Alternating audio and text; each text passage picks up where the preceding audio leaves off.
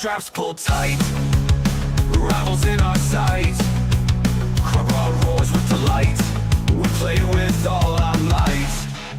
Friday nights feel alive, on this field we strive for the win and the pride, together side by side. Sweat and grit and grind, leaving fear behind. Every yard we fight, we'll give them all our might. In the huddle we unite, every struggle, every night. Through the falls and the climbs, we hold the line. Friday nights feel alive, on this field we strive for the win and the pride, together side by side.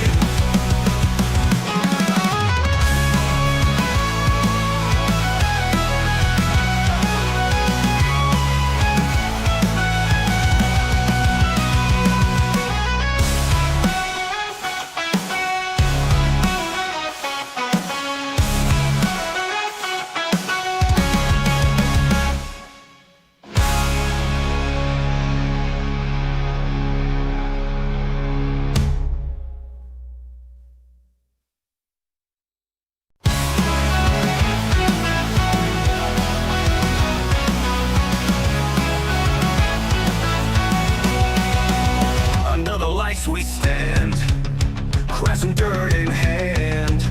Coach's voice we hear, next play drawing near. Helmet straps pulled tight, rivals in our sight. Crowd roars with delight, we play with all our might.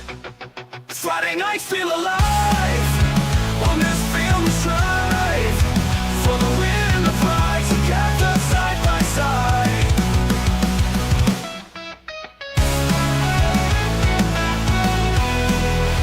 Helmet straps pulled tight, rivals in our sight. Crowd roars with delight, we play with all our might. Friday nights feel alive, on this field we strive for the win and the pride, together side by side. Sweat and grit and grind, leaving fear behind. Every yard we fight, we'll give them all our might. In the huddle we unite, every struggle, every night. Through the falls and the climbs, we hold the line. Friday nights feel alive, on this field we strive for the win and the pride, together side by side.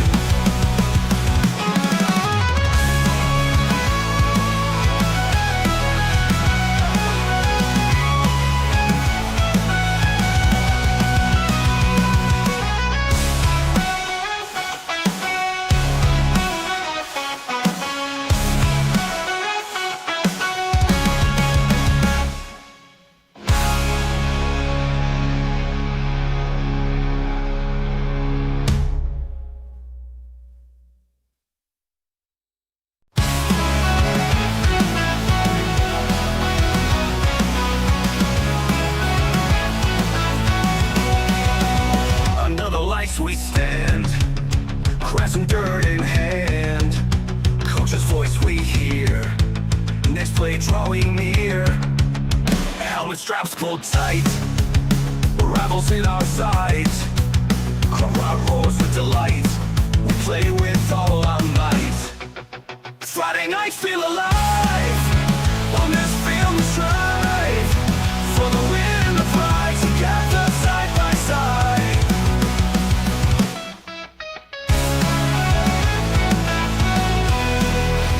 Helmet straps pulled tight, rivals in our sight.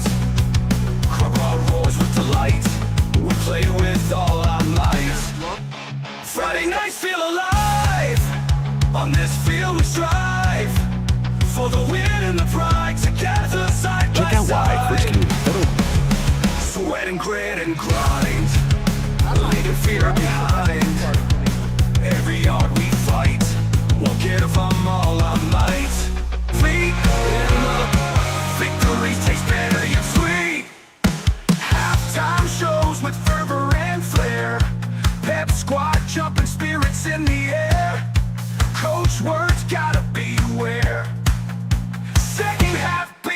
time to declare.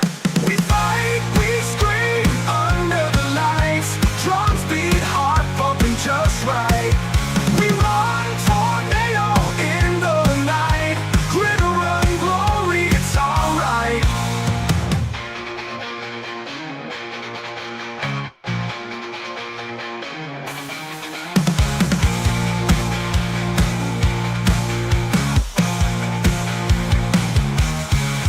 We fight, we scream under the lights. Drums beat, heart pumping just right.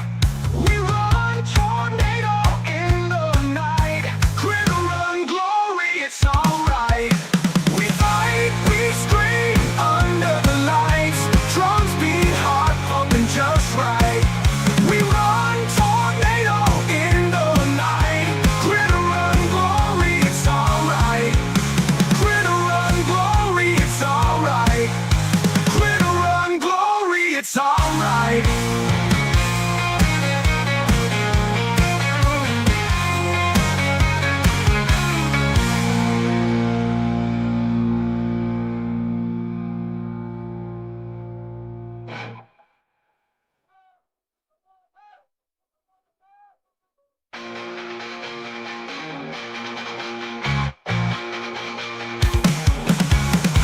We fight, we scream under the lights. Drums beat, heart pumping just right. We run, tornado in the night. Here.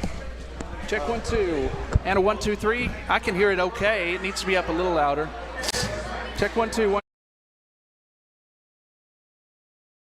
Yes, sweet.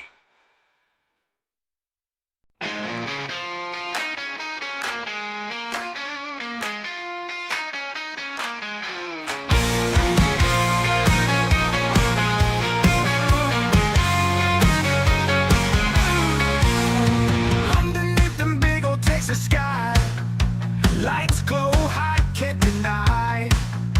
Crowd roars loud, I'm feeling love. Marching band, drum line keeps the drive. Helmet on, grip tight on that ball. Mighty team, we rise, not fall. Bleachers rattling, echo the call. Friday night, we're giving it all.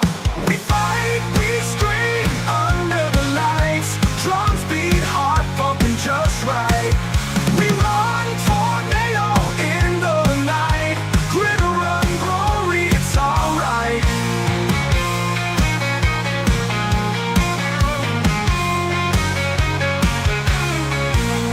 Rival teams clash, thunder and sweat. Next play ready, ain't no regret. Touchdown dreams, this night ain't set. 10 yards closer, never forget. Marching band, keeping the beat. Feeling that pulse under my feet. Drums of war calling us sweet. Victory.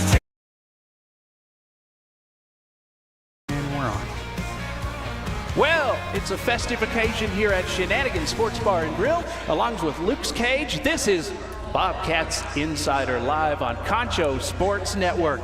Welcome to this week's edition of Bobcat Insider. I'm Darren Prater, Arlen Ponder is alongside, and Central head coach Mark Smith. Boy, it's been a festive couple of days since last Thursday night. We had the Friday night atmosphere on a Thursday night, and the Bobcats came away with a big win over a team that they haven't beaten in a while. Yep. A team that was the defending district champion. Yep. A team 52-16. Yep. Goodness gracious. And what's great about it, what makes it even better, if we would have gone out there from beginning to end and just put a whooping on them, I don't think that would have been as good as having to overcome some things first. And we did. I agree. Yeah, it was a great night, you know, at San Angelo Stadium. Really proud of the players, you know, their resiliency and execution, you know, there in the second half. And I love the way we won, not just winning the game, but the way we won. Yep. You know, I thought it was a physically punishing game. And, you know, that's been my emphasis to the team all year long. I mean, I've said this on this stage many a time. that it is a line of scrimmage game, you know, and if you can dominate the line of scrimmage and just physically impose your will on your opponent, good things will happen, you know, and we did that. I felt like that we were the more physical team on the field, and I think especially in the second half, that was my challenge to the team at halftime. Come out, let's physically dominate these guys. Let's impose our will on them. I felt like that the game was trending that way, and we did. We came out and ran the ball for another 200 yards or so again for about the fourth straight week that we've done that, and we held them to negative rushing yards for the game. Great defensive effort by our guys. Special teams was rolling, offense, defense, kicking game. The snowball got kind of rolling down the hill, and it got pretty big by the end of the game there. It ended up doing really good for us. But it's better if you struggle. That's what I say. Just a little struggling at the beginning and come back. The Z Train, 16 carries, 129 yards, 3 touchdown runs. Colton Hill, 3 touchdown passes, which means Micah Smith threw those passes, and that's all great. It took us a little while to get it, but everything started clicking. And this was the one time I always felt like with this team, somebody was going to fool around and find out. One of these teams in district was going to find out, and Friendship found out. So I think I speak for Arlen and myself when I say, what did you tell them at halftime? What did you do, Coach? I've been asked that question a few times since then, and the answer is really nothing different than what I've told them. You know, my message to them, it wasn't, you know, I've had a lot more fiery halftime speeches over the course of the last 2 seasons than that one. I really did. I felt at ease in there, and I know this may sound silly. You know, the game was, you know, 16-10 right there, and I really did. I felt like the game was at hand for us. If we just went out and did what we did, I saw, you know, how we executed in the first half.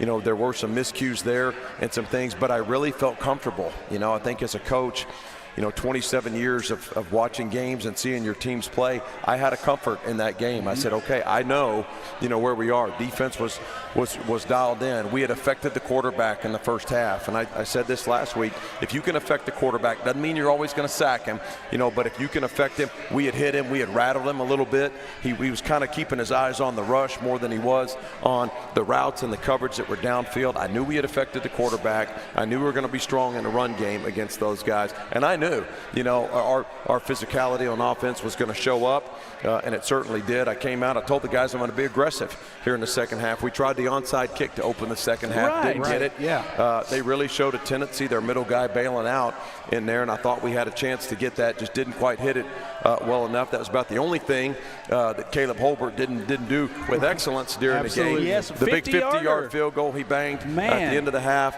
He checked up his 9-iron right there on the 1-yard line on a kickoff, and it stopped right there when they thought it was going to be a touchback. That was crazy. A great chip in the middle that we ended up recovering, you know, as a turnover there on kick coverage. It was just excellent by Caleb all night. Punted the ball well as well. It's a good game. I'm going to tell you, he came out and he was on cloud 9. I was standing there, and he was one of my former students, and he came out and he was like, Mr. Ponder, did you see that 50-yarder? And I said, did you hear me yelling down there? Yeah. And then he goes, did you see the one where it hit at the 1 and bounced right straight up? Yeah. So that he was great. on Their fire. guys were signaling, you know, it's going to be a touchback, and the ball just checked up right there. They had to field it. We ended up tackling them on about the 3-yard line. Field position, we were in control the whole night. I felt like, you know, we did a good job of moving the ball. Kick coverage was great. We kicked off 8 times. They averaged about 6 yards a return on the 4 that they returned. And when you can pin people in like that, and we seemed like we started with the ball on our half of the field almost all night long. It was really good. Field position was lopsided. Time of possession was lopsided. You know, running the ball 200 yards to 0, lopsided. We threw the ball better than they did. It just really did. Kicking game, offense, defense, everything came together there against a really good team, like you mentioned. Really good the team. Defending district champs in our league. They averaged 39 points a game. Yep. Not Thursday night. Yeah. No, they didn't. No, and y'all shut them out in the second half. Yeah, it was really good. You know, that's a good team. It's a really good team, a quality opponent. When you can do that to somebody, you know, kind of dismantle them that way like we did, you know, kudos to our players. You know, they came out and did it, and then the confidence started showing, and then it just kind of snowballed, you know, and I'm hoping that we carry that momentum right from last week to this week. Absolutely. I wanted to give Jesse Smith some props. Yep. He's made some good returns over the last couple of games. Yeah, the opening one of the game, he returned 37 yards. Absolutely. That was more return yards than they had the entire game, that one. And that initial one, we had a great punt return. Colton Hill got it out past midfield on one. Just did a good job in the pester phase, our guys up front, keeping their coverage from getting down the field.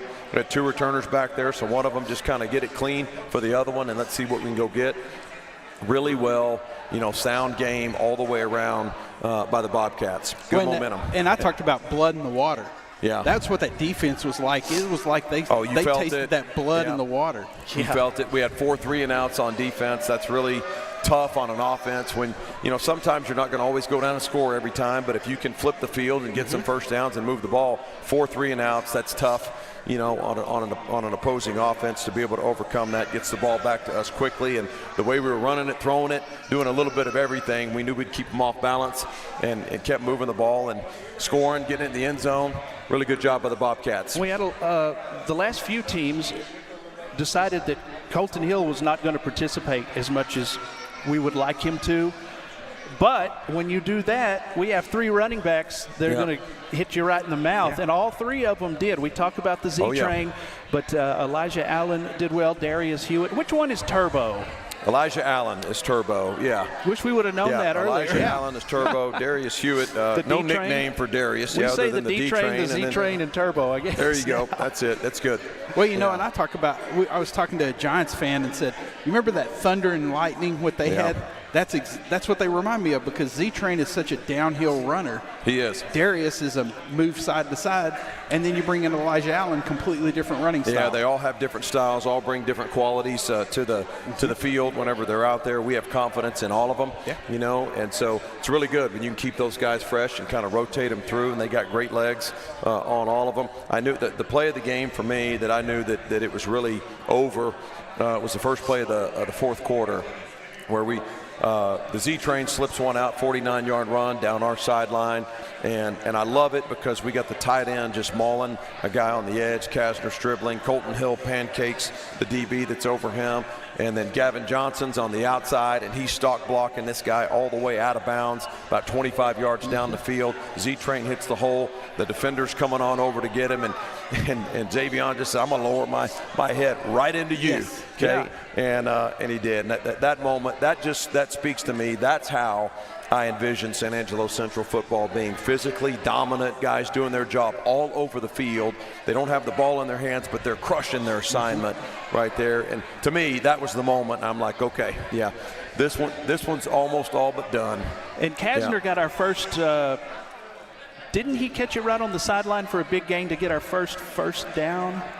Of the game? I think so, but I may be wrong on that. Yes, he did. Right. Yes, he did. Yeah, he did. Clutch right on the sideline. Made a great catch. Judson Bright, again, just blocking his tail off. There's a great clip in there, and I showed the guys some video, just a little cut-up that I put together on Saturdays, and man, Judson had a guy that he blocked all the way onto the track over on their sideline. But that to me, that is an example of a snapshot of what our team looks like. That's how I love winning physical, dominant football.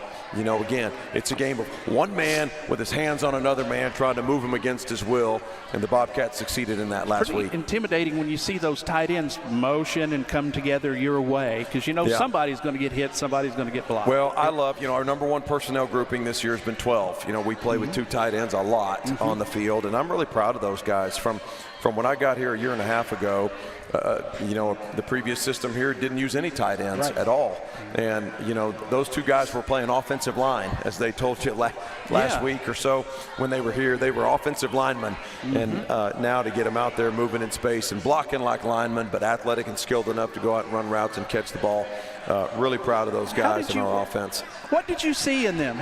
You've got linemen. Yeah. What did you see in them? The body type, told me that these guys have a skill set that can do this. You look for a certain body type, within that position, and they both certainly fit it. You can just kind of eyeball them. All right, that looks like a tight end right there. That looks like a tight end right there. And we had them within the program. And, it's not that one system is better than another, but this is how I like to do it. So really proud of those guys. They've done a great job. How did they react when you first brought up? They loved it. Really? Every offensive lineman, that's a dream. Oh, yeah. Like, really? I knew I could play tight end. Yeah, this guy sees it in me. I've been telling everybody. Yeah. So it's good. I think think I said that on my first day on the job. I said, we're going to use a tight end, offensive lineman. We're going to put our hand in the ground, come off the ball. This isn't going to be a pass pro, friendly offense. We're going to come off the ball and establish a run game, make people defend the run, get extra hats down into the run, and then throw the ball over the top. I like a good sound run game, play action, pass game. It appeared, and well, go ahead, man. And that play action, kudos to Micah. He was threading that needle all night long. Listen, Micah's got some balls on him. That guy's a football playing guy. He does a great job of seeing what's out there and understanding kind of the flow of the game. I love when we talk about it after the game's over. He sees things a lot the way I do, and I guess chip off the old block. Wonder where he gets that from. He's got that intelligence, and he knows, how we like to win. But he takes his shots when he can, and we got really good guys out there on the perimeter to get the ball to, and certainly those guys love it when we can run the ball because they know it's going to free open those guys to be able to catch it. And again, we're not a one-trick pony. We're able to, if guys are going to load the box, we got great skill guys. We can throw as we have for 400 yards in a game. They're going to drop back and play coverage, and we're going to run the ball to make you bring those guys down there to defend the run. So really good on offense, really. But guys, listen, our defense last week, was outstanding, against a really good offense, and just 57 total yards in the second half. They had negative yards in rushing for the game.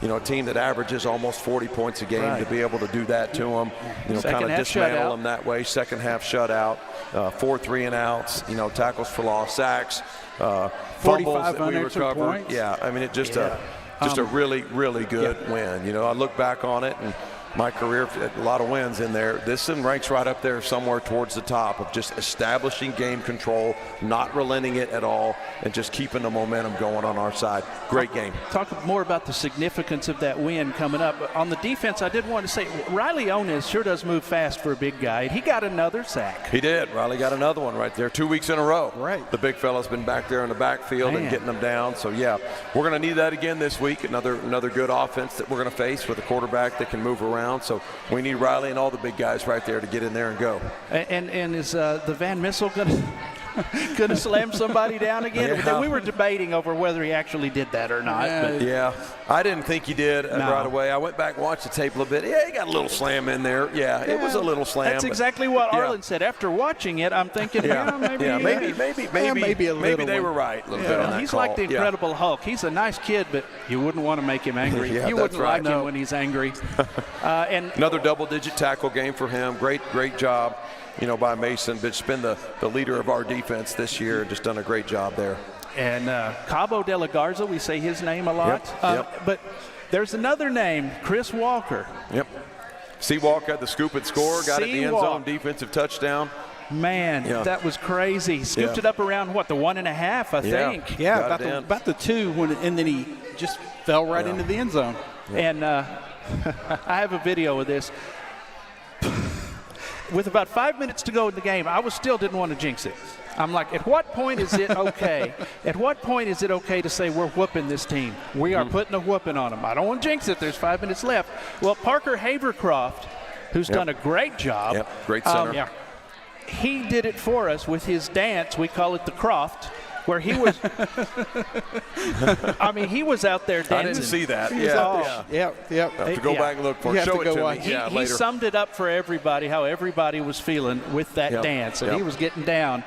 And you can see the friendship kids walk by him. He's dancing, and they look beat. Yeah, they just look defeated toward the middle of the third, about the fourth, and you even saw the quarterback's eyes, like you talked about. He went from up here to they came down like this, and he was paying attention to what the linemen were doing.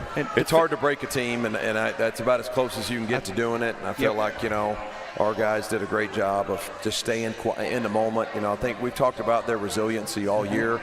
And whether you got a big lead, whether you're behind, just continuing to play at your highest level. And we did that. Even though as we stretched the lead a little bit further, there was no let up, no slow down, in the Bobcats all night. And there was an extra, I say it's witchy. They put a little extra something witchy on the hits. I mean, it wasn't grab them by footsie and hang on. There was a lot of pop. We could hear it up in the press box. When the crowd I want a physically punishing team. And You know, we talk about playing bully ball, and, you know, I want a bunch of bullies out there on the field, and I want gentlemen off the field and polite and respectful in the community and all that. But on that field, listen, I want a bunch of straight running dudes that will go be physical and violent against somebody else. So proud of them, okay? They've taken on that, you know, persona. I want that to be the identity of this program. And, you know, I think that represents San Angelo very well. I think this game, you know, and this team, you know, this is a working man's, you know, town at its core. It is. You know, hard work, you know, being true to yourself and to your community and doing things, you know, that aren't easy. Right. And so, you know, those things kind of are counterculture right now. You know, people want to take the easy way out, the path of least resistance. Not here, okay? It is hard work doing what we do, and to be that physical and violent, you know, that takes a lot. You know, it takes a certain mindset and the way you approach the game, and we got a bunch of guys that approach it that way, and it's a joy to coach. And it's a joy to watch. Yeah. Oh, It's a joy to watch, and and we talked about being infectious. Yep. You know, early in the season, we talked about being infectious. That was infectious, Yeah, and it that was a win that you go, all right, let's go next year. Let's go. Yeah. Let's see where we're going. Yeah. Let's go. And, you know, you got kids here tonight that are talking about, hey, I'm ready to be a Bobcat. That's right. The So, little Bobcats got to see that too. Oh, yeah. Great little Bobcat Come night out there. on the It was really field, good. the senior night. I call it the senior night dance party at the end. And that's a great thing that you brought up, too, the seniors to kind of play their last game, you know, regular season game, you know, in the stadium there, and to get to celebrate with a win. We've done that now 2 years in a row, you know, for those guys to go out. The investment that they've made in our program has been tremendous. So happy they get to celebrate that way with their families after a great win. This was a signature win for the program. It's the first time we beat them in a long time. Playoffs, first time since 2019. Winning record, same deal. It was a signature win because there've been the big three in the district, and you know who they are. Friendship was one of those, defending district champion. We haven't gotten a win, especially a dominating win over a team like that usually has beaten us, and it's like a barometer for the program. The program now, we're a player. That's right. At that last game, we became a player in the district on into next year, whatever that may be. We picked up another win over the weekend. That's what I too. was gonna say. And you won without even That's trying. Right. Yeah, we So- Amarillo High had to forfeit, you know, 6 wins that they had in the season with an ineligible player that played. So yeah, we. You know, the last win Add over that one. Friendship on record was 2023. We didn't win that game. That was because of the same reason. Same That reason, counted yeah. as a win. Yeah. had to count it. Yeah, but that was a forfeit too. But great night and a lot of fun, and it carries that momentum, 3-game winning streak on into the playoffs, and we'll talk more about that when we return here at Shenanigans, along with Luke Cage for Bobcat Insider on Concho Sports Network. Stick around. Credit Union is the #1 local auto lender in the Concho Valley. With great low rates on new, used, and refinance autos, we can save you money. First Community has great payment options and low prices for GAP, extended warranty, and credit life insurance, so we can make your payment fit your budget. So be smart, bank smart, and contact First Community for your auto financing needs. Pain is never planned and recovery time is never convenient. But the last thing you want to do is wait for answers.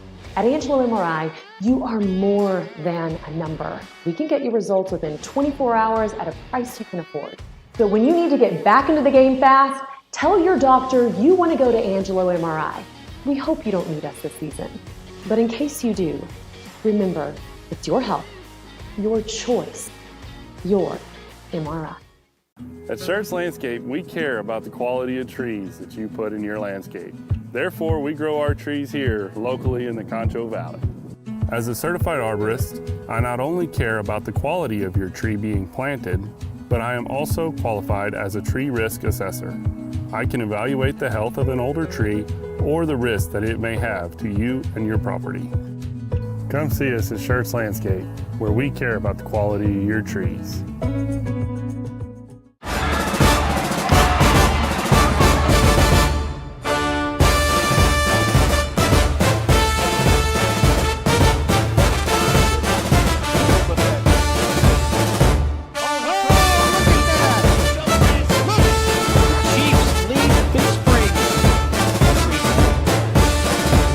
See Friendship being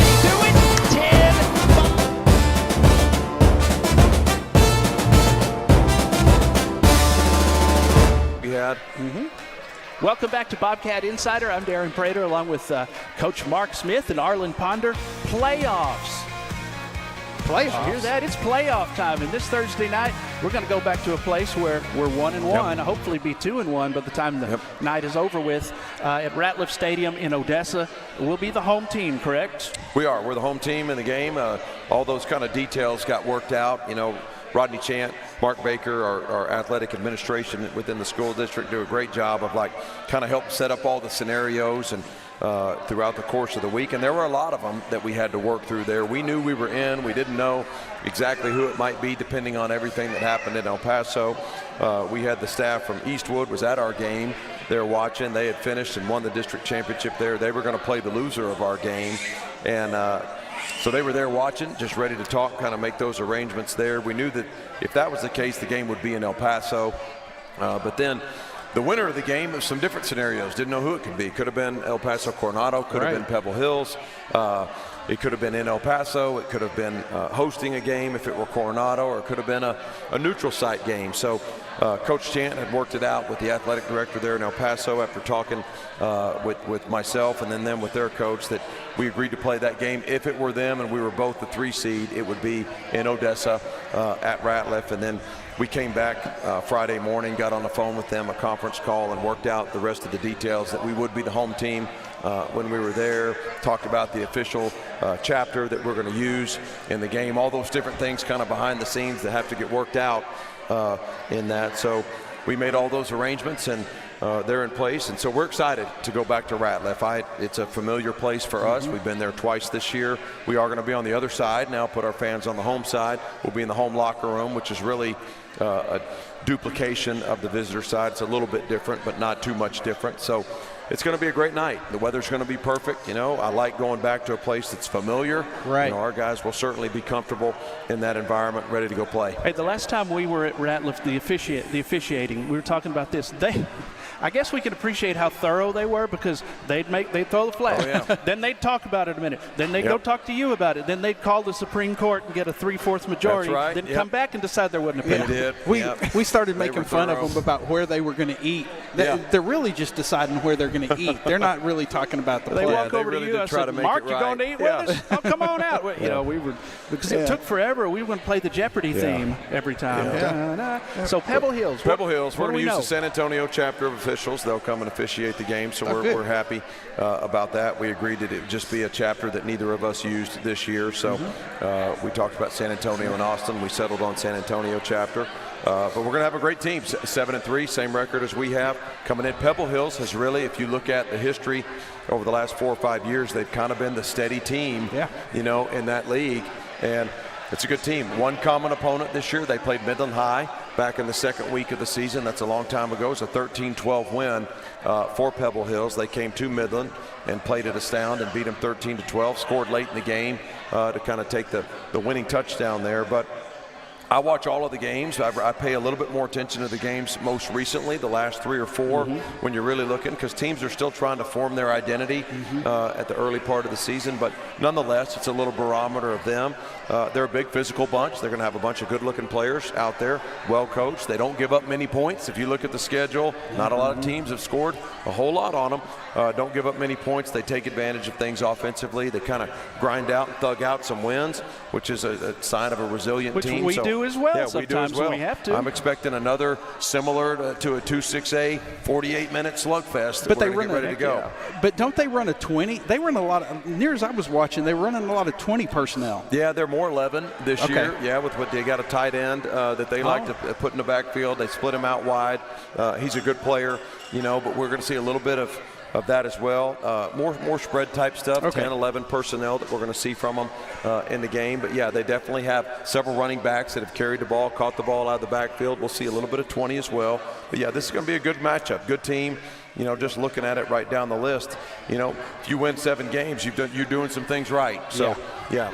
We'll be in for another fight here. And they've given us misery in quite a few sports, these El Paso schools. We don't think of them as up here, but they've, in various sports over the last 5 or 6 years, Pebble Hills has dealt us It's quality misery. football. You know, it really is. You watch the games and the people that they play, it really is. It's good football, you know, in El Paso, and these guys will come in and And I'm certain it'll be their best game, and we need to have our best game. Zephaniah Moon is averaging 83 yards per game as their rushing leader. L.J. Bailey is his 9 total touchdowns. That's the quarterback? Yep. Okay. Also their leading rusher. Yep. Noah Tarrant has 6 touchdowns. Elijah Payne has 6. So those will be some. On the defensive side, Anthony Vasquez is averaging 8 tackles a game, and Jalen Parra is their sack leader with 9 sacks. Jaden Frazier has 8. Jamie Ortega 5. So there's some players you might be. They put some pressure on you. Yeah, it is. This is a good team. Yeah, we got a really quality opponent that we're playing here, and that's what you get when you play in the Texas high school playoffs. You're going to get great people every round. So that's what we expected right here, and that's what we're getting. And their defense is stingy. I was looking. They're not I think 180 points is what they've allowed this year. And yeah, not much. Yeah, I mean, you look at it right down the list. I mean, you're looking at 12 points there, 12 points again, 7 points. 7 again, 21. 17, 14. They hold a lot of guys down to some really low scores, and that's hard to do. In the modern era of high school football, where teams are lighting the scoreboard up, that's hard to do. These guys have done a great job playing team defense this year. I think it's going to be a defensive shootout. I mean, you want it to be offensive, but I think looking at the both teams and watching it match up across the board, I think y'all's defenses are going to be the keys. Yeah, I think it's, you can stop somebody from running the football, and then you can establish the running game on your side. That's what I'm going to look for is who's winning the line of scrimmage in this game. And so I want to try to take control of that early. And establish the line of scrimmage, and just kind of if we can establish the line of scrimmage on both sides of the ball, things tend to go well for that team. Yeah. So they're going to make plays. We'll make plays. Can you survive that kind of early period right there where anxiety is high amongst players and get them to settle into the game a little bit, just focus on doing their job down after down, establish the line of scrimmage on both sides of the ball, getting a good rhythm for us offensively and defensively. That's what I'm looking for. And moving that line. That's right. Yeah. Absolutely. 2001 passing yards unofficially, 1,700 rushing yards. Pretty balanced team. Unofficially. Yeah, pretty balanced team. Much like us. We're right around there, about 2,000 passing, about 2,000 rushing. They provide good balance. A lot of their rushing, like it comes with their quarterback. As he's not as much designed quarterback run as scrambling around and running with the ball and kind of creating some things there with his legs. So they tend to want to throw it a little bit more than they want to run it, and the balance within their average kind of allows for the quarterback to pick up a lot of those rushing yards as well. I was trying to come up with any more tidbits of information people might want to know. Yeah, both 7 and 3. They were 3rd place in district. Just like us. Just like y'all. As well. And in that head-to-head meeting, we both beat Midland. So that's all the tidbits close I games. have. Yep. Hopefully this won't be a close game. And a playoff win, I mean, we're rising. The program is rising. We're definitely trending in the right direction, and the needle is moving. And I want to keep pushing it. That's my job as the coach. Keep moving that needle a little bit every week that we go out and play. And this certainly has been a great thing for our team as we met this weekend and as we practiced. Today a Monday practice and a playoff Monday. It was a great environment out there on the practice field. These guys love playing football. And so I want to just make sure we keep extending that 1 week at a time. But we're going to keep our focus right where it needs to be on this game. If we play our best football, I like our chances. But you have to play clean. You got to play smart. We need to be physical and give it our best effort. Now, how much sleep did you get Friday night after? Not much. Or Thursday night, I guess. Thursday night, not much. Not much. How much film did you sit down and start watching? I have a hard time winding down, after a game. I think, your body is physically tired, but your mind is just kind of racing through some different things. And I was on the phone late into the night, with Rodney Chan, our athletic director, trying to make sure, because we didn't know, because the game with Pebble Hills, they were still playing. They kicked off at 7 o'clock, but it was 7 o'clock Mountain Time. It's an hour behind us, so their game hadn't finished yet. So I went on home on the phone with Coach Chant. We were kind of going through some of those details, and then got on the phone with the coach at Pebble Hills late that night as well. We talked about a few things and agreed to talk again on Friday morning. So, it was a long night. Michelle sat in there with me, and it was good. She's my trooper, always up there with me and just kind of helping me kind of calm my mind down after that. So, But it's good, and then you quickly then reset, okay, and get ready to go for the next one. I think, I always kind of, liken it to ripping it down to the studs of a building, kind of rebuilding from week to week. I love the momentum that we have, and the players are super confident right now at the moment with that. But just to refocus them on, what you did last week, matters nothing to what we need to go do this week. Great job, okay? We had our 24-hour rule. Let's celebrate that. It was a good quality win, but at the same time, now that one is done. We got to focus on this one. If you liked that feeling, then let's go duplicate that again, this week. So we're not going to just sit back and be happy and, well, we got a big win. Golly. Listen, this show tonight here at Shenanigans will be the last time that I'll talk about that one. I do all my media stuff on Monday with it. It'll be the last time, and then as good as it was, we'll put that one aside, and then the focus is entirely on what we got to go do at Ratliff Thursday night. I've been meaning to ask you if you could unwind after a game on Friday nights, because a lot of times I can't. I'll go watch the game and sit here and go, well, I should have said that better, should have done that better, and next thing you know, it's 6 the next morning. Yeah, it's hard. It is. It's hard to unwind, just mentally, with everything. So there's a lot that goes on post-game. I meet with our trainers and get an injury update report initially after the game. Of course, you meet with the team, you meet with the staff, you talk to a bunch of different people about different things to get ready for what you need to do the next day. And then getting home, and especially this one, because we didn't know our opponent. We're still working through all of that, the details with what goes on there. And then there's a lot of people that need to know what's happening and where we're going and what the schedule is going to look like. And so a lot of that work had been done previously earlier in the week to try to outline those things so you're not scrambling over the weekend to get that done. Well, we're looking forward to a lot of people coming out Thursday to Ratliff Stadium. You know how to get there. We've been there a time or two. Everybody come out and make this a huge crowd. Of course, it's going to be on NFHS Network, which is us. Let me explain this real fast. We can't air playoff games on our own. There is a network that owns the rights to that called NFHS, and it's a small, you won't be on the corner with a cup asking for money to pay for the subscription. It's very cheap, and we will be doing the game for NFHS. You can watch it there, all right? We are supposed to be impartial, so it won't be the usual rock and roll show that you let it usually rip. Get. Come on, but guys. we're going to get excited. We're going to be homers. Yeah, let Don't it rip. worry. I know we're you homers. will. All right, and a new feature I wanted to do here. It's called viewer comments. All right. Yeah, so from Friday night, viewer comments. Bobcat Mama says, way to go, Bobcats. Jace says, come on, Cats, let's finish the job. And Peanut Butter Golf says, Darren and his partner are both trash. Well, thank you, Peanut Butter Golf. Thank you for caring enough to share. We will weigh it carefully. All right. I told him, I said, text back and tell him, I'll put my 52-point trash team up against your trash team. How's that? Listen, let me give you a piece of advice, okay? from a man and a coach, 27 years that's heard negativity and things written and said, and especially in college football when you're around there, and then they're after you and your family and the whole deal. Man. Okay, rule number one, never engage with these people. Yeah, we didn't engage. My principal at LD Bell High School when I was a head coach there, an amazing man, he had a sign up on his door, okay? And it was a quote from Mark Twain, and it said, never argue with stupid people.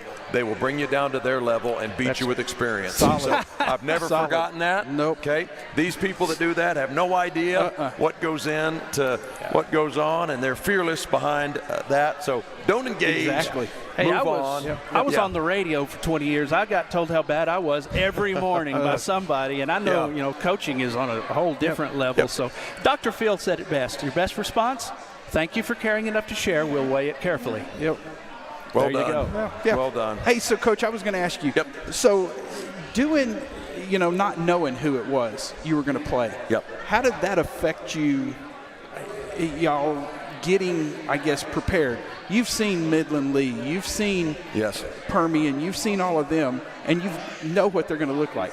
Not knowing, how did that affect? There's a bit of a cram session that goes on when you get into playoff games. You're a little bit more narrow focused now because should you win your first round game, it's one of two teams in the next round that you have. So I really do. I mean, I keep my focus right where it needs to be on the game that we're playing. I've got people on my staff that work with me and around me that gather all the information and get it ready for me so that when we are at that point, then we can move forward and work on the next game. But because of that, I adjust my schedule when we get into the playoffs. We normally are a morning practice team on Monday. I practice Monday night, once you're in the playoffs. That gives the coaching staff a little bit more time throughout the day on Monday to prepare and to be ready. So we practiced Monday night last week against Friendship, and then we did it again this week as well. So we just got off the field a little bit ago with a Monday night practice. We come in the morning and we do our lift and we have meetings in the morning, and then we practice at night to give a little bit more time for the staff. So things are adjusted just a little bit because of that. It is a cram session over the weekend. The hours are a little bit longer than they are, but you're right. You've got, when you play opponents that are on your schedule and you know which week you're playing them, you've got plenty of time to get all those things ready. But these playoff games, we're cramming right here. We're cramming to get it in. Hey, aren't you at least glad you don't have to exchange reel-to-reel or tapes with other coaches anymore? It's so easy. It's the click of a button now, and you can, of course, we agreed with Pebble Hills to trade all 10 games, and you can do that in actually 2 clicks of a button now. You can only, the max you can trade at one time with our system is 5, so we had to send 2 different exchanges over to them. But, yeah, it is. It really is that easy to do that. So there it goes. Yeah, that's super cool. Easy now, not like the old days. Yeah, boy, that was a pain back then. You had to send a scout. Yeah, being my very first job, I was at Colleyville Heritage, and the school was pretty brand new at that time, and I was a freshman coach, and I was on the scouting team. You had scouting teams back then. We had 3 different 3-man crews, scouting teams, and you would go out, you're going to watch the week 2 opponent, the week 3 opponent, the week 4 opponent. So I would follow this opponent for 3 weeks in a row. And I learned a lot of football that way, and I kind of wish we've gotten away from that. Now we don't have those anymore because of this technology and everything's at your fingertips. But man, I learned a lot of football that way, charting things out as I would see out at the games and bringing back things actually on paper, that you would have, and learned a lot. You can learn a lot when you see a team play live. I think that's different than when you watch it on tape. I like to be down there, hear the interaction, see how things are going, the operation on the sideline. You can't always tell tempo when you're watching on tape. You can start and stop that whenever you want. You don't know they're hurrying to the line right here in this, or things that happen between the plays. You can learn a lot of football that way. But yeah, the scouting crews are a thing of the past, in terms of just doing it all season long. Of course, we got people that'll do that for us in the playoffs now, but yes, a little bit different. Did the opposing fans ever spot you? Because I would always see this. Listen, rule number 1, you can't wear your old school colors in there. You got to come in with your Groucho Marx mustache on and your glasses. But you got to be inconspicuous when you go in and do that. So, well, just so you know, Eastwood didn't do that. They were in the press box, had all their Eastwood stuff on. Well, and that's why you'd go to the press box and they'd have the names of the schools written down over there, so you knew these 3 chairs are for San Angelo Central or whatever. So I like to go out into the stadium so I can hear. I like to hear what's going on down there on the sideline, get as low as I can so I can try to pick up on those things. Hats off to you and all the coaches, because I'm used to be in the press box now. Yep. Even where we were before, that's not the sidelines. No. I have an ADHD meltdown. Yeah, Friday night we were on the sidelines. How do y'all? Wow. So yeah, I mean, too much stimulus. Yep. That's a lot to handle. Yeah. Especially getting the kids where they can handle it too. Yeah, it is. That's quite something. Being able to operate and function within that. I try to, especially during off season, I talk to the guys a lot. Football is a game that's never played in a sterile environment. I try to create as much chaos as I can around the team, because when you have to be able to function within that, it's never going to just be quiet and I can hear everything and everything is nice and where it needs to be and tidy. Football is a chaotic space whenever the game's being played. It's loud, the band's playing, there's noise. I can't hear what the coach just told me. I got to be able to see and look and operate and understand all these things with a lot of different stimulus coming on around me. So you have to be able to function well, in that kind of environment to be able to excel in this game. And a lot of guys, you build it up over time where you can kind of block a lot of those things out. Yeah, and you only wear 1. Yep. So you're hearing. I have to hear. Yeah, I have to hear what's going on. Some people like the double muff. I just like 1. Okay, where I can hear what's going on. I think I'd be a noise canceling type of guy. The double muff. Yeah. As you say, I've spent multiple times on the sidelines when I lived in College Station at Aggie games, 80,000 people. Yep. But the Chiefs game last Thursday stressed me out. I think it was because I was listening to see if I was doing a report and all of that. Because I wasn't working at the others. But it's a fun environment. Isn't it great? We got Lakeview and Central both in the playoffs this week. I mean, it's a lot of fun. 2 Thursday night games. Lakeview gets to host a game right here in San Angelo Stadium. Need to go get a couple of wins here in Tom Green County. Heck yeah. And I'm seeing the Lakeview shirts arriving, and we're going to have Chiefs Insider coming up next because it's playoff time for them as well, and what a historic season. Coach, best of luck Thursday. Thank you, guys. Appreciate y'all. Let's go Appreciate get it. Yep. All right, it'll be on NFHS. We'd love to see you at the game. Make some noise. That's it for Bobcat Insider. From Luke's Cage and Shenanigans. For Coach Smith and Arlen, I'm Darren Prater on Concho Sports Network.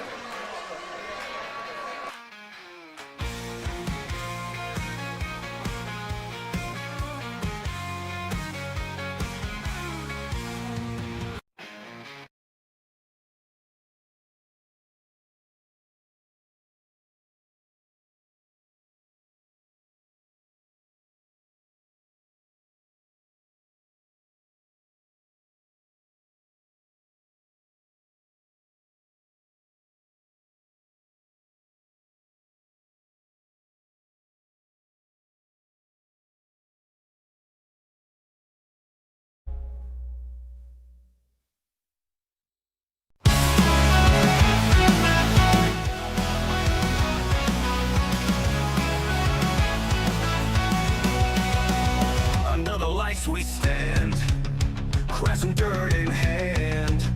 Coach's voice we hear, next play drawing near.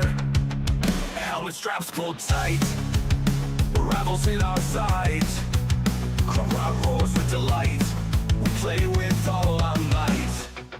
Friday nights feel alive, on this field we strive for the win and the prize, together side by side.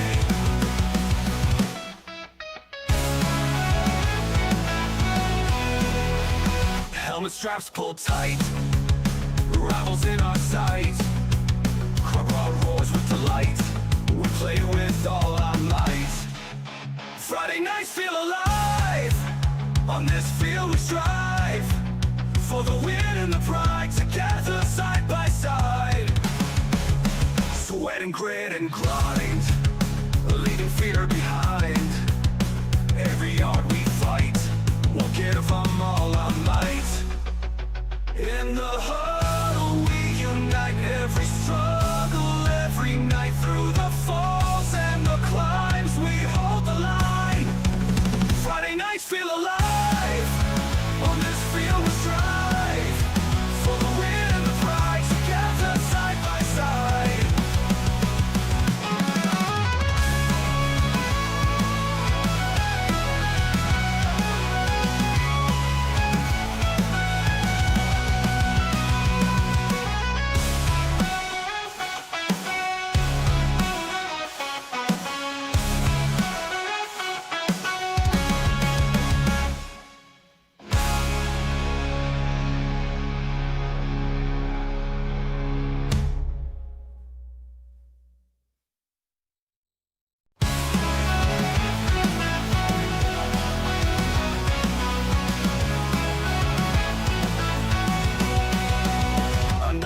We stand, crescent dirt in hand. Coach's voice we hear, next play drawing near. Helmet straps pulled tight, rivals in our sight. Crowd roars with delight, we play with all our might. Friday nights feel alive, on this field we strive for the win and the pride, together side by side.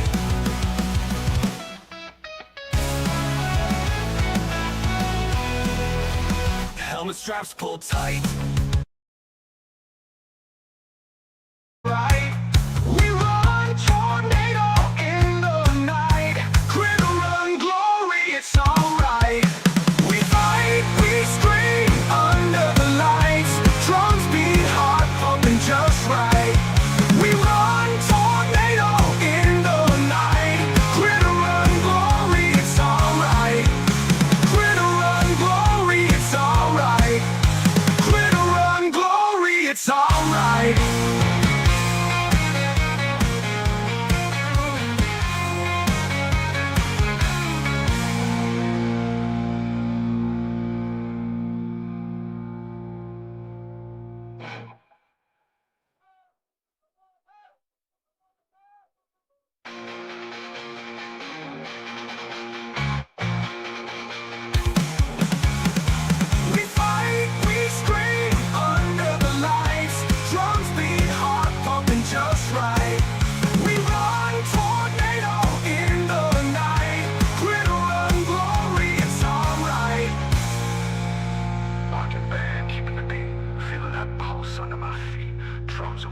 colorless fleet.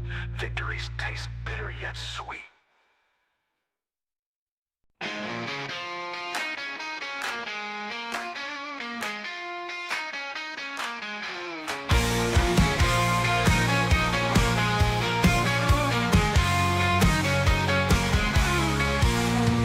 Underneath them big old Texas sky, lights glow high, can't deny.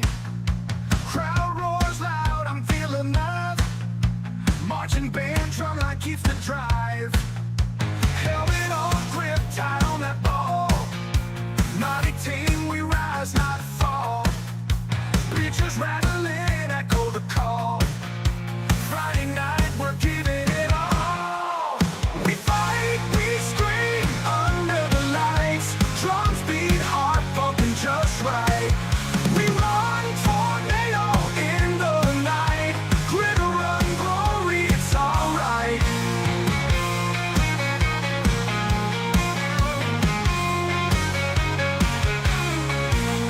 Rival teams clash, thunder and sweat.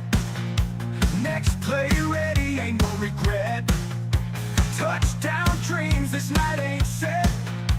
10 yards closer, never forget. Marching back, keeping the beat. Feeling that pulse under my feet. Drums of war calling us fleet. Victories taste better yet sweet. Halftime shows with fervor and flair. Pep squad jumping, spirits in the air. Coach words gotta beware. Second half beast, time to declare. We fight, we scream under the lights. Drums beat, heart pumping just right. We run, tornado in the night. Glitter run, glory, it's alright.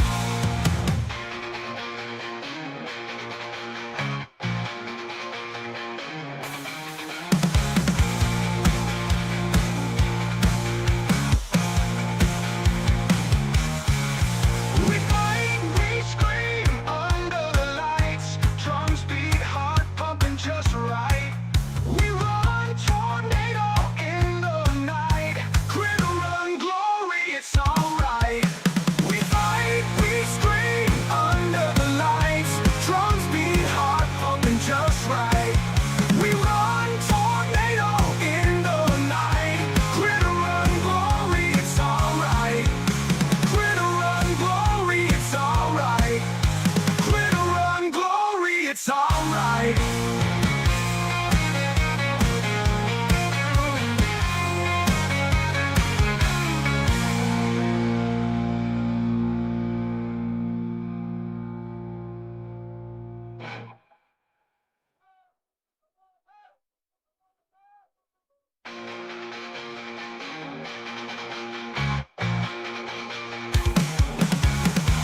We fight, we scream under the lights.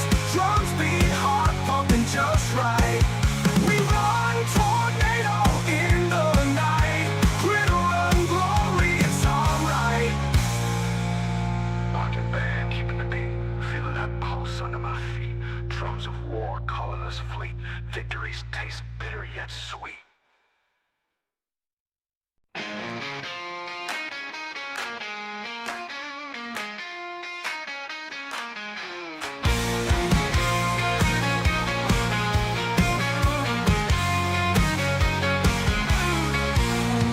Underneath them big old Texas sky, lights glow high, can't deny. Crowd roars loud, I'm feeling love. Marching band drum line keeps the drive. Helmet on grip, tight on that ball. Naughty team, we rise, not fall. Bleachers rattling, echo the call. Friday night, we're giving it all. We fight, we scream under the lights. Drums beat, heart pumping just right. We run, tornado in the night. Glitter run, glory, it's alright.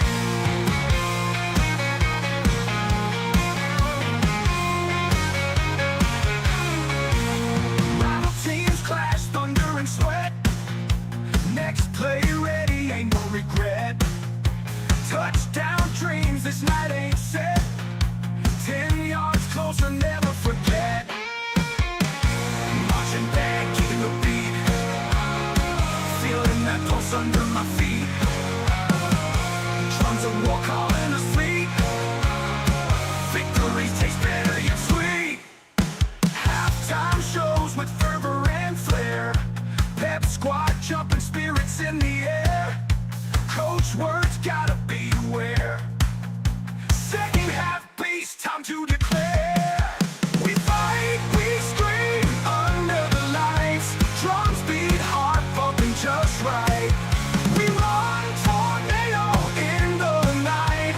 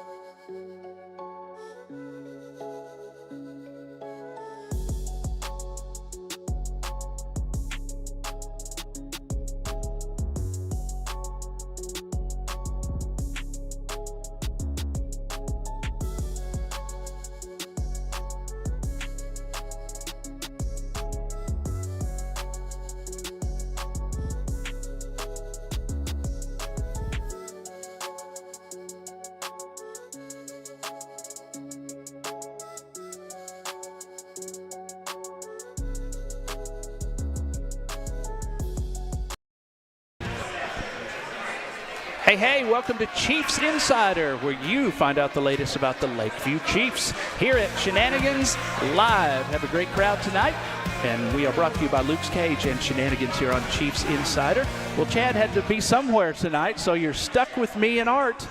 I know that Art will do a better job than me, but on the sidelines, there was a lot of noise. There was a big crowd Friday night for the Chiefs against Andrews. It's already been a historic season. Already. And it continues. Didn't get the win over Andrews, but a narrow loss in a good game. And let's talk a little about that, Art. And we have a special guest here as well. Yes, sir.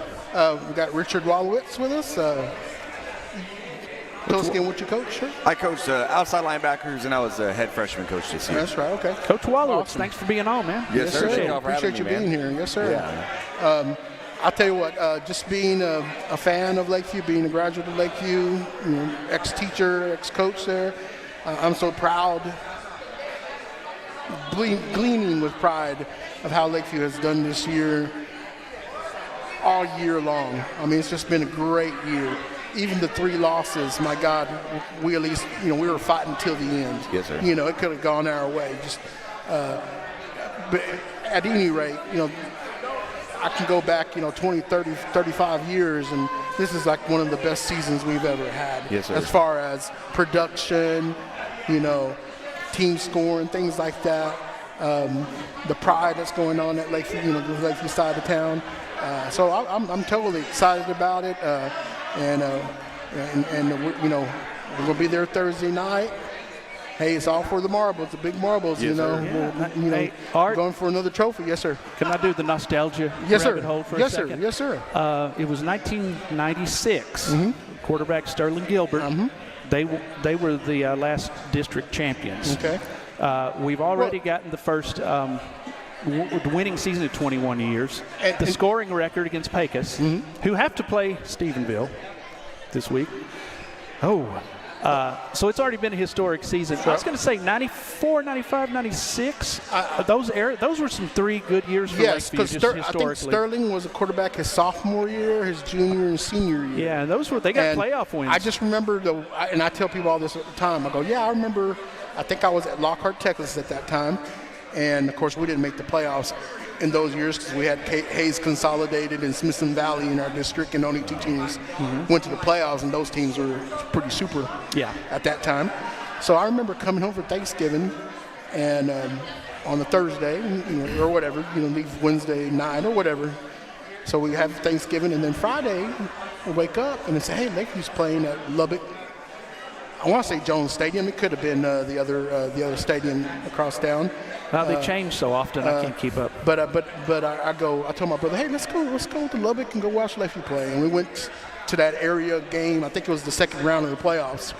And Sterling Gilbert was the quarterback. Can't remember if he was a senior or junior or whatever grade he was. But I've known Sterling ever since he was a little kid. He was about 6, 7 years old, and him and his brother were ball boys for the Lakeview High School football team in the early 80s. Of course, Judge Gilbert was a great supporter of Lakeview at that time, and he would bring the boys up almost every day. Like I said, there were 6, 7, and 8, and they'd just be running around, and you were great ball boys. But we knew that they were going to be great athletes eventually, and sure enough, both of them were. And so I did get to see that game when they played. I can't remember who they played. Some team from the Panhandle, and I think they wound up losing. I don't know. I think you said the scores maybe the Friday night when you were talking about. I did. I'm trying to when see they what lost I did with them. 29-7 maybe or something. I thought it was closer. I thought it was like 27-14 or something, but I could be wrong. I did find the one year they tied Brownwood before overtime. It was 27-27 because I knew I listened to that game on the radio. I'm telling you, it ended in a tie. Nobody would agree with me. but Sterling Gilbert is now the quarterback's coach for the Cal State Golden Bears. I saw him 2 years ago because Sterling still comes to Lakeview High School when they come in town to visit their family, and he used to go see Miss Elms because Miss Elms was there for 40 years, something like that, right? She just had her 80th birthday, I believe, this past couple months ago. Well, I taught with Miss Elms for about my last three years. We worked together. And, of course, Miss Elms was a teacher when I was at school there. So I knew back then. We are quite the historians. Yes, sir. Tonight, We sure are. Where did you go to school, Coach? Paint Rock High School. So I'm a Paint local. Rock. I'm a local also. Yes, Oh, sir. very cool. Nice place. Yes, sir. What did you play in high school?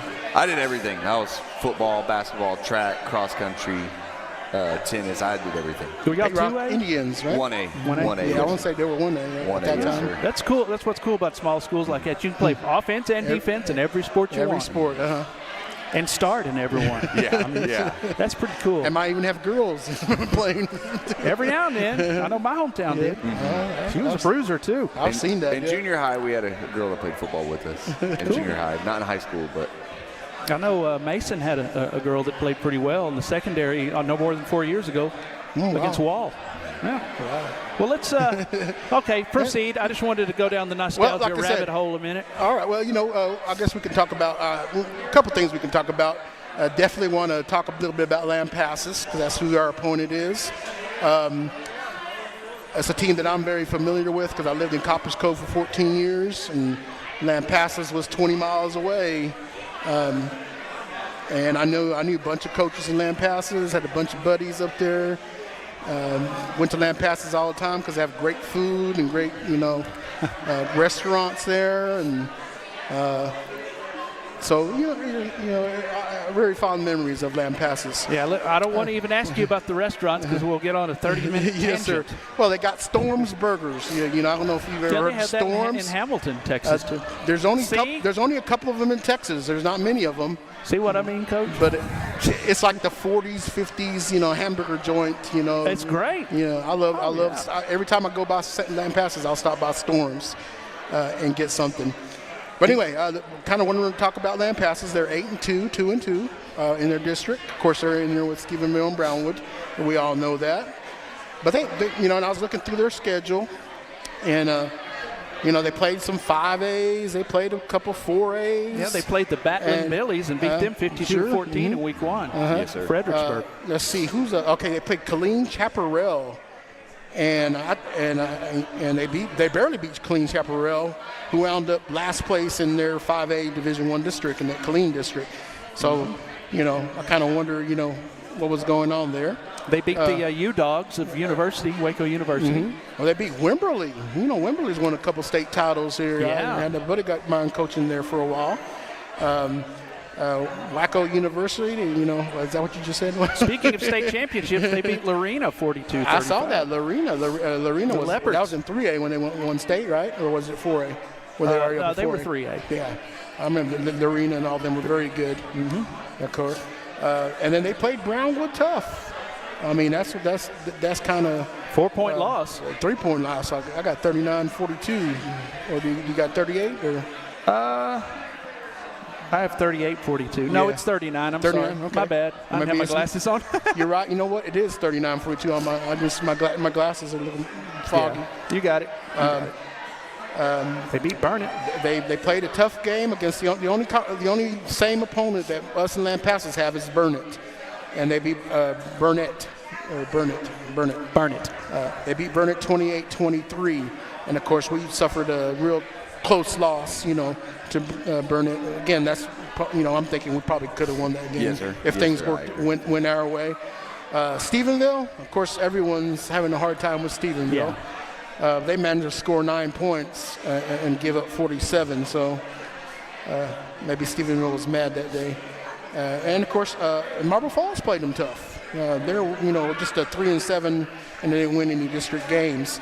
So Lampasas has a good resume, very good resume. So we know they're going to be a good team. When I think of Lampasas, I'm thinking of a team like Wall. Back in the when Lampasas was back in the old 3A districts when I was in Coppers Cove, and now they're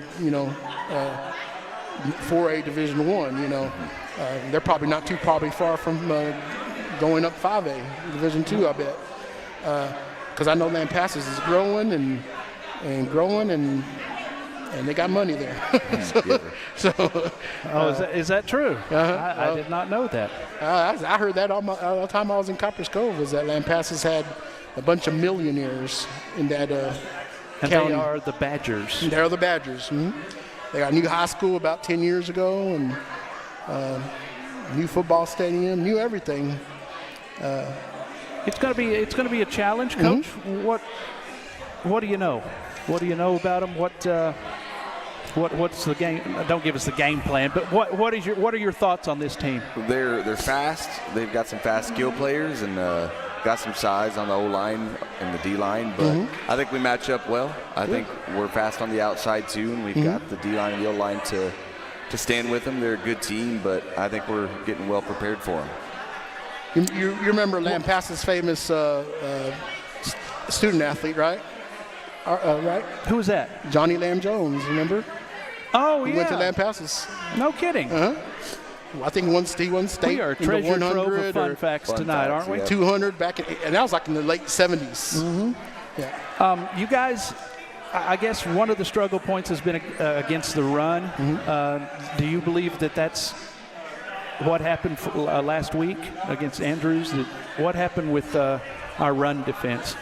Well, when you play Andrews in the slot T, when you go from playing a spread team like Big Spring, it's a pretty hard adjustment to make in 1 week for that style of offense. I think all things considered, we did a good job. Just some things didn't go our way. And again, it's really hard to get adjusted to that in a week because you can't practice 4 or 3 weeks in advance. When you've got Pecos and you've got Big Spring, it's hard to get adjusted and ready for that in a week. And we did our best. Didn't go our way, but it is really hard just to get adjusted to that type of offense in just a week of preparation. Yeah, and it didn't go your way, but it certainly did not go your way all night. It was still a 7-point game. Yeah. We still had our chances, so we were fighting till the end. So that's what I love. But you're right. That's a hard offense to stop when you're used to something else. Well, nobody else ran anything like that we've seen. Really? Nobody. I didn't know what kind of offenses y'all had faced all season. We pretty much played, for my opinion, teams that did the same thing we did.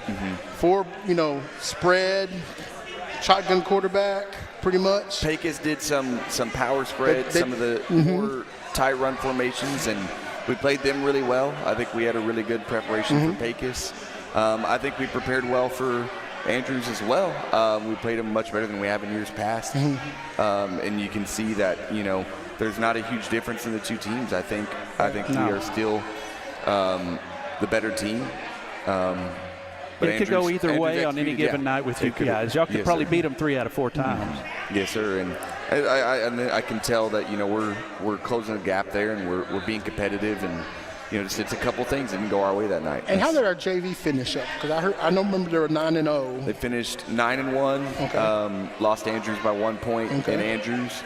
It was a tough loss for them, but we're super, super proud of that JV. I mean, I've heard a lot of good things about them. Yeah. They came out of nowhere and they play hard, so they make the future really exciting. Sure, no, they make the future that sounds super awesome. Exciting. Because winning is infectious, and y'all have started that new trend this season. And I know the North Side's proud of y'all for sure. Yes, sir. We appreciate all the support we've gotten. I mean, the community's been awesome, showing out and supporting the kids and just making sure they're fed and ready for game days when we travel. The community's been awesome, and we're super grateful for them supporting our boys, in this season. You got to love that, anywhere you are, wherever you're at, if your community supports your team, I mean, that's always very appreciative. As a coach, we love that, If you're a player, you probably love that too. And sometimes, I don't like your parents up there all the time, but you know what? For the most part, students love when their parents are there and backing them up and being the support like it should be. Some individuals. I got some more stats. Do you have the stats? For once, I actually have eyeballed some stats. But I got this is probably the closest that team we've played where we have almost the same amount of total yards in offense. Because we're at 4,581 for the year. Our passing is a little bit greater, 2736, rush 1845. And Lampasas is at 4494. So we have them by like 87 yards.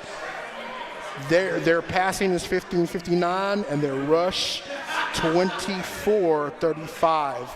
And they may be even better than Andrews in the run. I don't know, because they got 3 backs.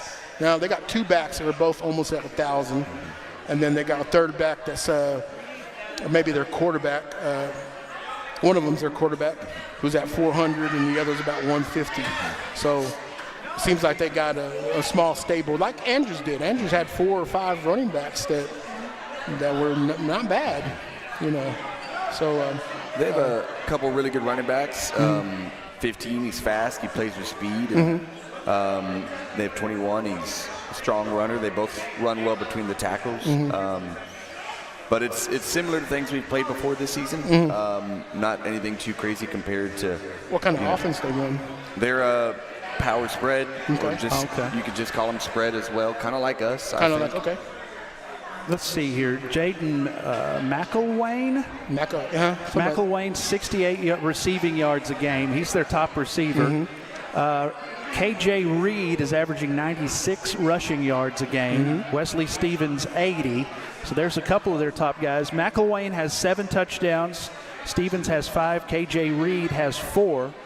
And on the defensive side of things, defensive back Jonathan Bowling averaging 10 tackles a game. And one of the linemen, the junior Campbell Roberts, has 4 sacks. Middle linebacker Tate Langford has 4 sacks. Corbin Kepler is a linebacker who has 4 sacks. So those are some guys you may be hearing their names and that kind of stuff, and I'm sure you've seen them all. I've heard the name Kepler before. We had a bunch of Keplers in Copper's Cove. But you mainly, I kind of wonder if it's the same family. Right. you go by numbers instead of names, though, right? Yeah, most of the time. That's how you kind of know. And that's the way the fans do as well. Sure. I didn't have the numbers handy here. I would have given you those instead of the names. Sometimes they have numbers only. Sometimes the last names only. Sometimes names only. So, you know. I got those numbers too, though. Okay. Well, I didn't even mean those. You said the same ones I got. Right. Yeah, because it's. I know how people communicate. Number 2, that's Roberts. 15 is Stevens. 806 yards, 111 carries. So 15 is somebody we're going to have to contend with. Yes, sir. And Roberts is the quarterback. Okay. Who's thrown for 1,559 yards. A good percentage, pretty much 3-4, close to 70%. He's number 2, by the way. And he's number 2. See, we're going to have the fans ready to look for these folks. Oh, what's that 15? What's that 2? Yeah. Yes, sir. Yeah. So I'm thinking he's a pretty good, field general. And they've traditionally been good. Do you have some players that wanted to talk to us here? Yeah, I have Ty Skelton, Marcus Aguilar. They're excited to be here. They're a couple of our starting O-linemen, and we really want to make sure they all get recognized. We've had most of our starting O-line here, and they're the heart of the offense. We can't do without them. Sure, so yes, sir. We wanted to make sure that they could be recognized and say a couple words as well because they're great kids. You bet. We're going to have them on. Why don't we just have them on here in a minute? Yeah, absolutely. All right. Anything else you'd like to discuss, Coach? We've been doing most of the talking. I want you to make sure that whatever you would like to convey to the fans and to the Chief Nation, you get to do that. So. Yeah, man. I'd just like to say we're really grateful for the community support. I mean, we saw the stands were packed Friday night, and the crowd was loud, and that definitely helps. And we're going to be here again on Thursday. So our boys need all the support. We're happy to have our community behind us. Like I said, your crowd got me flummoxed. Yes, sir. I remember we went to you when you were down down on the field, and we heard that loud too much stimulus crowd. Yes. Your coaches handled it so well. I did get I did see a classic Coach Guevara moment when he asked the referee if he was keeping it a secret that somebody had done something. I don't know. It was a good exchange. I'd never got to see him in action like that. Yeah. Very good. Well, thank you for joining us. We're going to get the offensive lineman on here coming up in just a few minutes when Chief Insider continues from Luke's Cage and Shenanigans right after this on Concho Sports.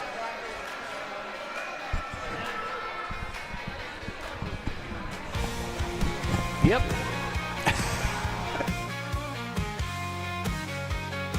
I was looking at there. I'm like,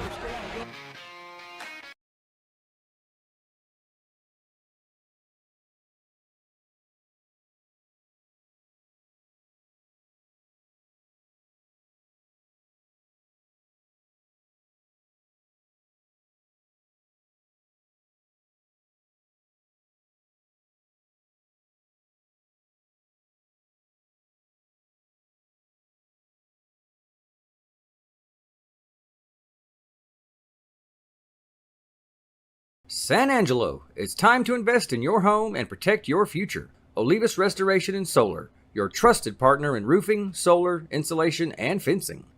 Call Olivas Restoration and Solar today for your free consultation. At Texas Bank, we believe in the power of relationships.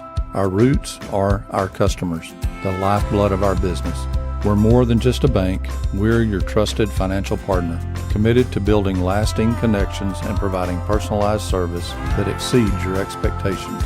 From helping you achieve your financial goals to supporting you through life's changes, we're here for you every step of the way. Experience the difference of banking with people who truly care. Check out why First Community Federal Credit Union is the #1 local auto lender in the Concho Valley. With great low rates on new, used, and refinance autos, we can save you money. First Community has great payment options and low prices for GAP, extended warranty, and credit life insurance, so we can make your payment fit your budget. So be smart, bank smart, and contact First Community for your auto financing needs. Pain is never planned, and recovery time is never convenient. But the last thing you want to do is wait for answers. At Angelo MRI, you are more than a number. We can get you results within 24 hours at a price you can afford. So when you need to get back into the game fast, tell your doctor you want to go to Angelo MRI. We hope you don't need us this season. But in case you do, remember, it's your health, your choice, your MRI. Hey, welcome back to Chief Insider. We're all about the Lakeview Chiefs on Chief Insider with Luke Cage and Shenanigans Sports Bar and Grill. Marcus Aguilar is here. Yes, sir. Ty Skelton is here. Yes, sir. How you doing, man? How y'all both doing? We're great. Good? Feel positive? Yes, sir. Gonna beat those Badgers? Yes, sir. We're gonna put up a good fight. Yes, all right. Well, we appreciate you guys coming on. I'm glad you came out to Shenanigans with us. How long have you two played together? I played for about a year and a half on varsity. Really? Really? Did you play before that? Like sub-varsity, junior high, all that? Did you play all? I played JV. We played freshman together. Okay. And same with you? You played since you were little? Sir. Yes, sir. Been playing around here like the various leagues and stuff? Yes, sir. Because they didn't have that when I was a kid, so I'm kind of like, I don't know much about it. What has this season meant to you guys? This season's been great, honestly. You know, just going – last year was only winning a couple games. Mm-hmm. That's tough. Now we're winning a lot, so I like that. You guys were hitting hard. Yes, sir. The other night. You know, on any given night you could beat Andrews. It just didn't happen by 7 points. But how did you feel about last Friday, about how you played and what you could have done better? I really just think it was a slow start. Yeah. We were slow on both sides of the ball. Mm-hmm. And if we played to the best of our abilities, we would have won that game. Absolutely. Well, the good news is you've already made history. So, I mean, and it'll mean more to you when you get older, that you'll be able to look back on those record books, and there'll be some live streamers like us talking about you guys down the road, you know, that you were the team that hopefully is the team that started the trend of winning every year. Yes, the guys that started off that momentum. What's your favorite game from this past year so far?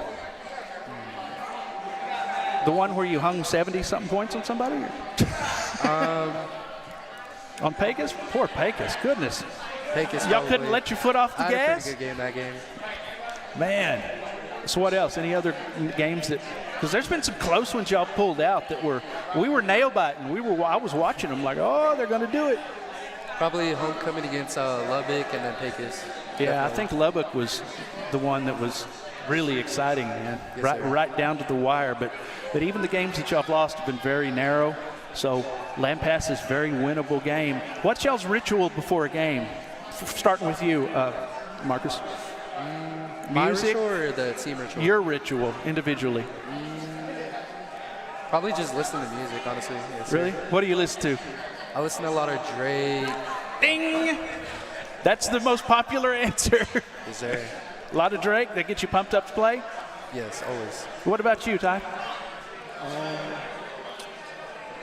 I don't really, it's kind of a funny thing.